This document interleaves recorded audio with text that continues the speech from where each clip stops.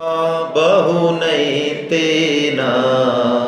किं ज्ञातेन तवार्जुन बिष्ठभ्याहमिदं कृत्स्नं।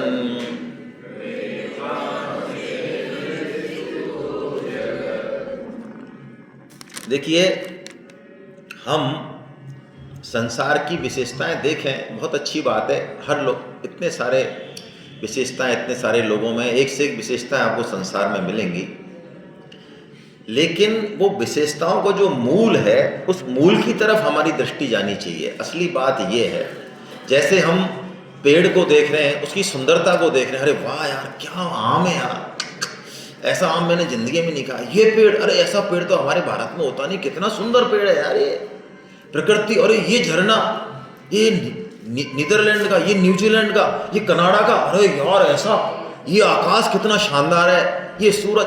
तो भैया इस प्रकृति में जो इतना मुग्ध हो रहे हो, तो भगवान ये कह रहे हैं कि इन मुग्धाओं के पीछे, इन विशेषताओं के पीछे जो मूल है, जहां से सारी चीजें निकल रही हैं, उसको जान लो ना एक बार। है कंप्यूटर की तो हमने पढ़ाई करी, लेकिन कंप्यूटर किसने बनाया? वो बुद्धि तो इससे भी विलक्षण है ना मनुष्य की।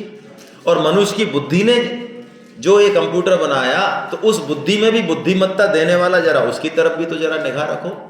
तो भगवान वही बात कर रहे हैं यहाँ से।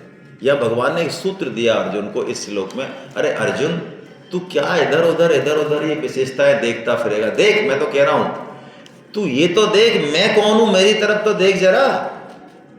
अरे ये जितनी भी विशेषताएं हैं, ये जितने भी लोग हैं, ये पूरी प्रकृति, ये पूरा संसार, ये मेरे किसी एक अंश में है। ओहो, जैसे ही भगवान ने ये कहा, तब अर्जुन की आंख एकदम थोड़ी चौड़ी हुई कि अरे हम तो इनको समझ रहे थे हमारे सारथी हैं, हमारे सखा हैं, हमारे मित्र हैं, ये ऐसे हमारे कृष्ण, इनके एक अंश में अनंत ब्रह्मांड विराजमान है। ओहो, अब जब ये पता चला अर्जुन को, तब अर्जुन की हालत खराब हो जाती है।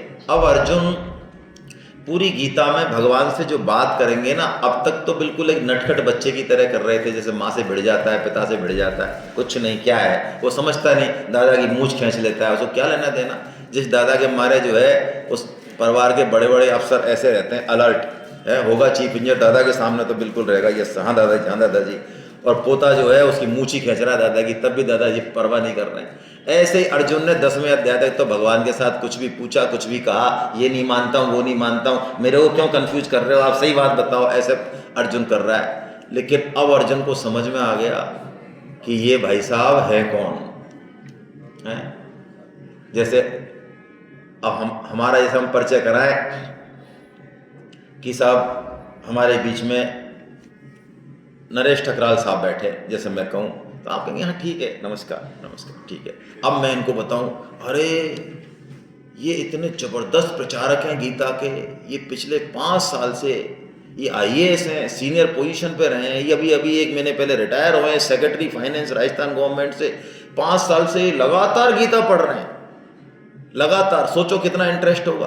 वरना हमने भी देखे ऑफिसर्स गीता में रजिस्ट्रेशन कराते हैं, महीना 6 महीना पढ़ते हैं, फिर हमसे कहते हैं संतोष जी पूरी समझ ली हमने। आपको तो पता ही है हम इंटेलिजेंट टाइप के आदमी हैं, वरना ऐसा है। ये 5 साल से पढ़ रहे हैं, पढ़ ही नहीं रहे। इससे भी बड़ी जोरदार बात, इनके दिमाग में 24 घंटे ये बात लगी रहती है कि मैं मेरे परिचितों को, मेरे परिवार वालों को, मेरे दोस्तों को कैसे गीता से जोड़ूं।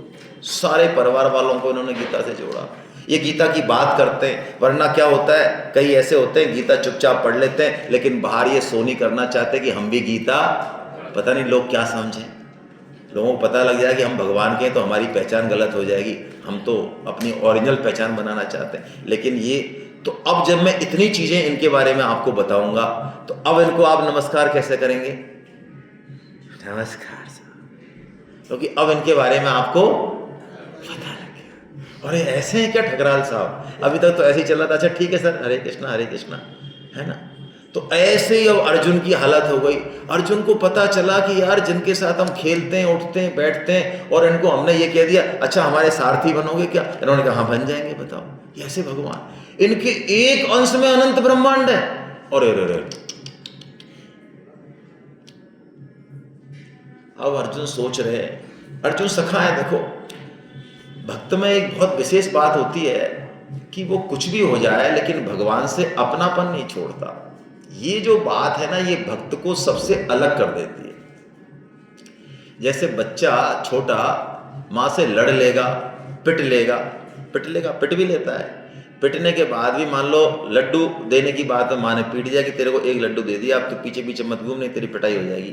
अब फिर वो पीछे पीछे घूम रहा है कि मेरे को और चाहिए, और तो माँ थोड़ी बिजी है, माँ ने उसको पीट दिया। अब पीट के वो रूस गया, हाँ कुटाई कर दी। अब उसको लड्डू मान लो उसके चाचा दें, ताऊ दें, वो सारा विपक्षी दल सक्रिय हो जाता है कि यार ये है ना, इसको फोड़ लो, अपने दल में मिला लो। अब तो वो कहते हैं हाँ बेटा, माँ तो है ही ऐसी यार, हम देते हैं। तो वो कहते हैं हट हट हट। अब वो किसी से बात नहीं करे, लड्डू भी चाहिएगा, लड्डू तो चाहिए उसको, पिट तो गया लेकिन फिर भी लड्डू चाहिए। लेकिन किससे चाहिए? माँ से चाहिए। अब माँ को जब ये देखती है माँ कि देखो ये लड्डू तो चाहता है, लेकिन किससे चाहता है? पिटने के बाद भी ये चाहता मेरे से, ये तो वही माँ आके उसको गोदी में लेके लड्डू भी देती है। तो भक्त बस यही करता है, भक्त भगवान से लड़ लेगा, पिट लेगा, लेकिन भगवान से अपना नाता वो छोड़ता नहीं। तो अब उसका सारा इंतजाम फिर भगवान को करना, ये भक्त में बहुत विशेष बात है जो उससे कर्म योगी से और ज्ञान योगी से अलग करती है। तो यहाँ पे अर्जुन को जैसे पता चलता है तो अर्जुन समझ तो गए कि यार अपन से गड़बड़ तो हो गई, लेकिन अब अर्जुन बड़े बहुत ही सॉफ्ट भाषा में, अब अर्जुन की भाषा बहुत अलग है। अर्जुन देखिए कैसी भाषा का इस्तेमाल कर रहे हैं भगवान से। अर्जुन कह रहे हैं भगवान से, प्रभु आपने अभी अभी जो बात कही ना कि आपके एक ही अंश में सारा संसार, अरे संसार क्या, अनंत ब्रह्मांड विराजमान है, तो आपका जो ऐसा जो ये रूप है ना, इसको हम देखना, अच्छा क्यों देखना चाहते हैं? विश्वास नहीं है क्या? विश्वास तो है, अर्जुन यही कह रहे हैं, हमको पूरा विश्वास, आपने कह दिया हमको पूरा विश्वास है, लेकिन यदि हम योग्य हों, हमको देखने लायक आप समझें, तो हमारी प्रार्थना है कि उस रूप को हमको दिखा दीजिए। क्या भाषा है देखिए, भगवान से बात करने की, भगवान से मांगने की भी क्या भाषा है।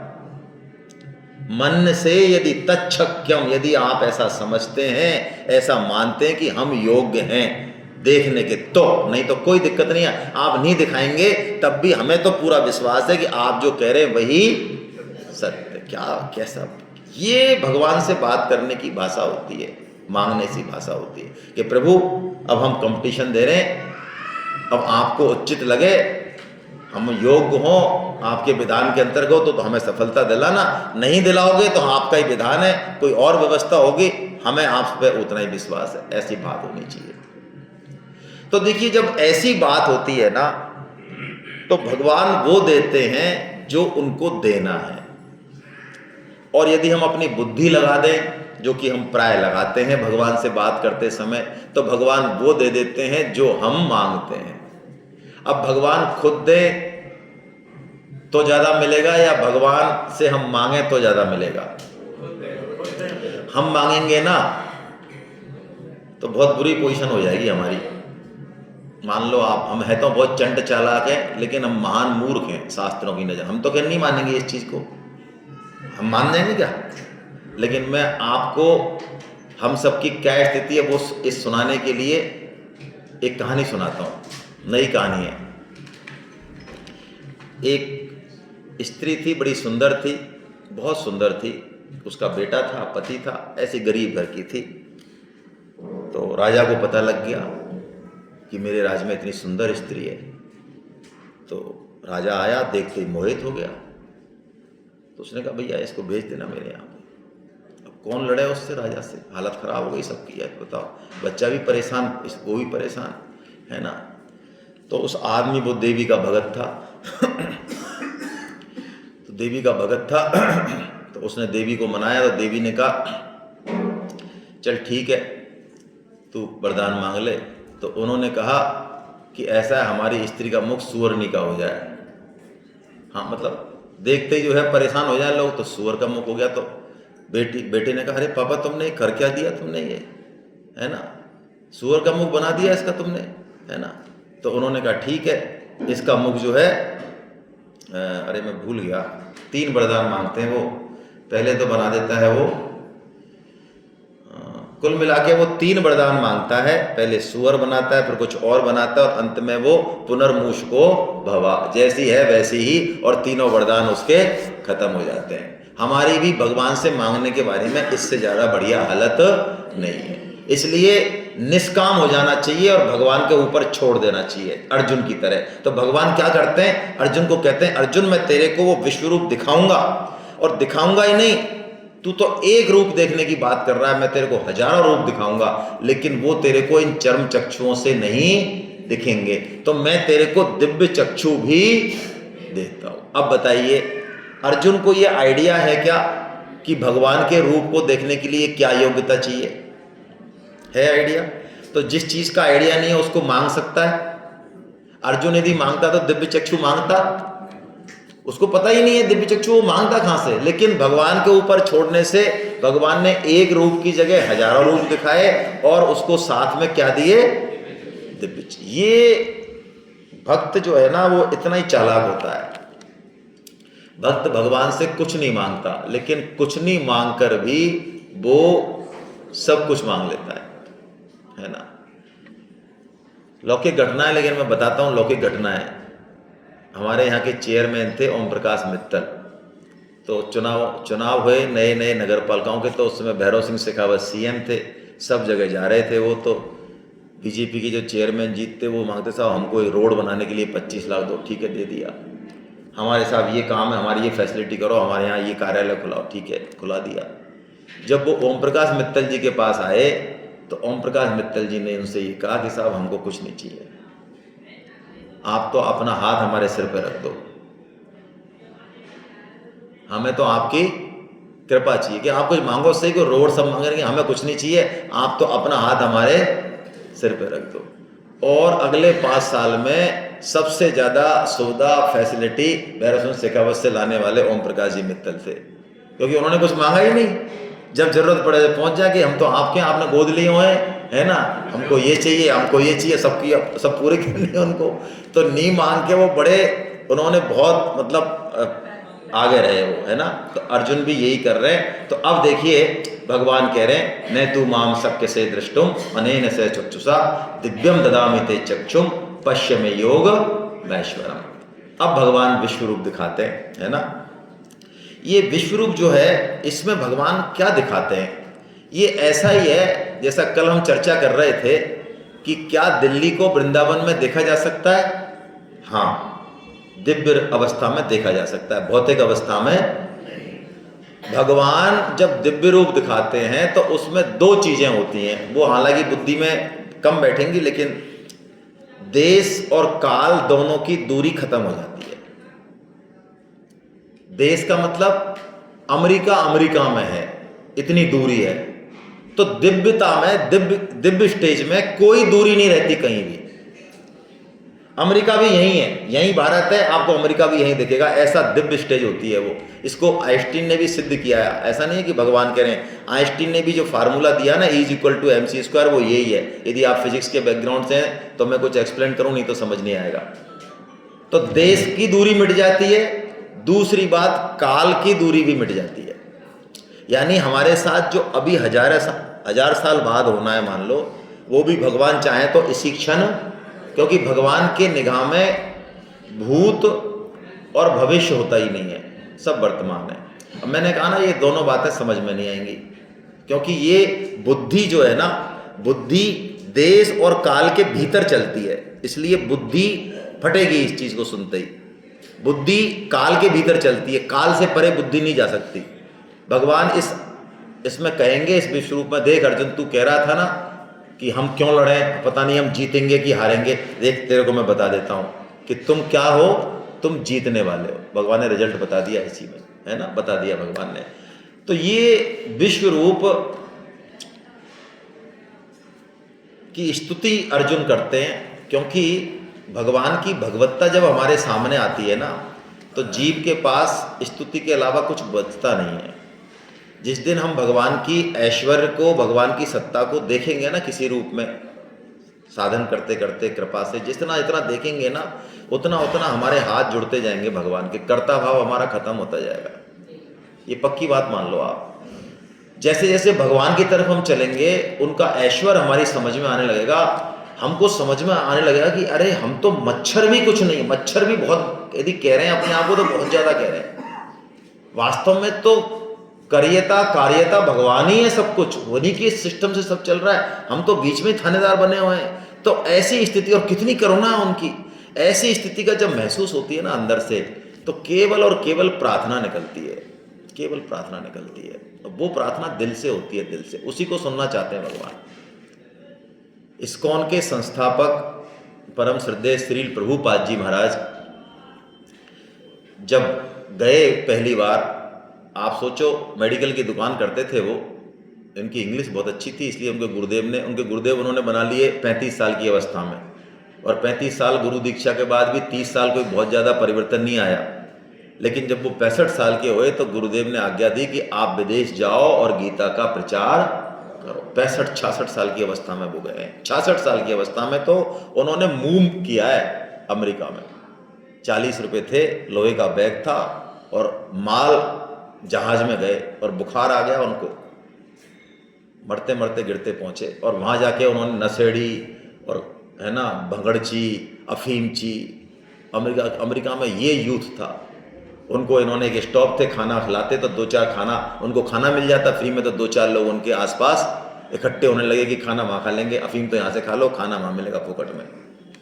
ऐसे अवस्था में जब इन्होंने काम किया तो उस प्रार्थना को जब मैंने पढ़ा तो बिल्कुल स्वामी जी की मुझे याद आ गई। देखो हमें तो कोई भेद दिखता नहीं भाई, आज युवाओं को संभाल रखा है इस्कॉन ने। हालांकि इस्कॉन वाले स्वामी जी की बात करना पसंद नहीं करते, ये हिंदू धर्म की कैसी त्रासदी है, मुझे तो बहुत ही दुख होता है। और तो क्या कहूँ मैं, क्योंकि भक्त हैं वो लोग, लेकिन स्वामी जी की बात करो, स्वामी जी की टीका करो तो एकदम से पट बंद कर देते हैं वो, जैसे कोई मुसलमान सामने आया क्या। ये हिंदू धर्म में ऐसा मतलब एक इतने सारे हैं लेकिन आपस में सब तैयार हैं लठ ले लेके।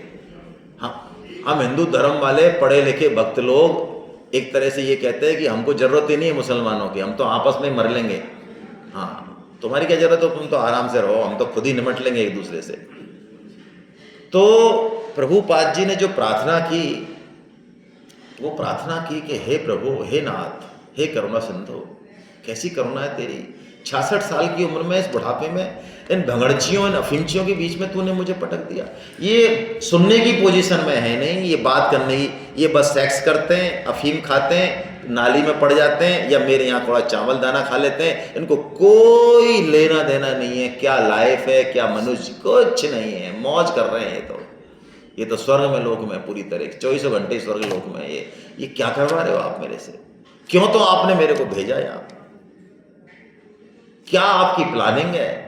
तो प्लानिंग है तो उस प्लानिंग के करने के लिए ताकत, विजन, वो सामर्थ्य भी तो मुझे दो आप। ऐसे प्रभुपाद जी ने बात करते थे, प्रभुपाद जी।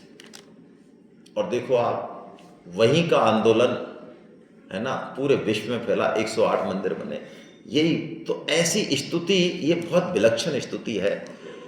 ऋषिकेश में यदि आप जाएं, ऋषिकेश में गीता भवन में आज भी पिछले करीब 50 साल से भी अधिक समय हो गया, ये सुबह 5 बजे ये नित्य स्तुति है।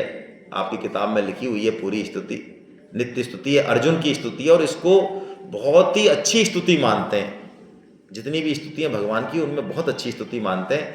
तो करनी चाहिए स्तुति, है ना, जो कर सकते हैं। हमारे योगेश जी सुबह सुबह 5 बजे चलाते हैं एक जूम पे क्लास, फ्री ऑफ कॉस्ट है, उसमें 5 बजे स्तुति होती है, फिर स्वामी जी का सत्संग होता है, फिर उस पर थोड़ा सा आपस में चर्चा होती है। ऐसा 1-1.5 घंटे का प्रोग्राम ये डेली चलाते हैं, है ना। तो हम स्तुति के कुछ श्लोक बोल लेते हैं, आइए जो सामने हैं, बस पूरी स्तुति तो बोलने का समय नहीं है, तो कुछ श्लोक बोल लेते हैं। ये पहला श्लोक है, आइए ये बोलते हैं, है ना। 11वें अध्याय से ली गई है वो, कुछ उसमें 1-2 श्लोक और लिए गए, 2.7। और चलो तो करा देते हैं, बांटो फिर फटाफट, जल्दी जल्दी बांटो भाई, जल्दी से बांटो फिर यार। हाँ, टाइम नहीं है, नहीं वो किताब बांट रहे हैं ना स्तुति की। चलो आप बांटो जब तक, मैं कुछ और ले लेता हूं जब तक, लेकिन मजा नहीं आएगा यार। 3-4 जने ले लो ना, आप करके आ रहे हो अतुल जी, जल्दी बांटना है तो 3-4 जने लो ना। युक्ति से काम करो थोड़ा।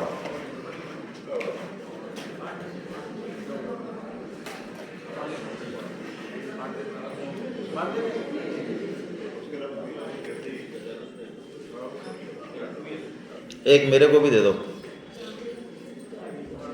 चश्मा भी देना मेरा यार। नहीं है।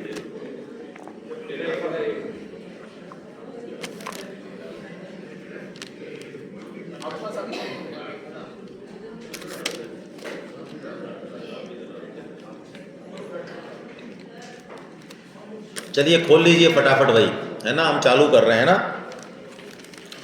खोल लीजिए पहला पन्ना, स्तुति हम कर लेते हैं इसको, आइए।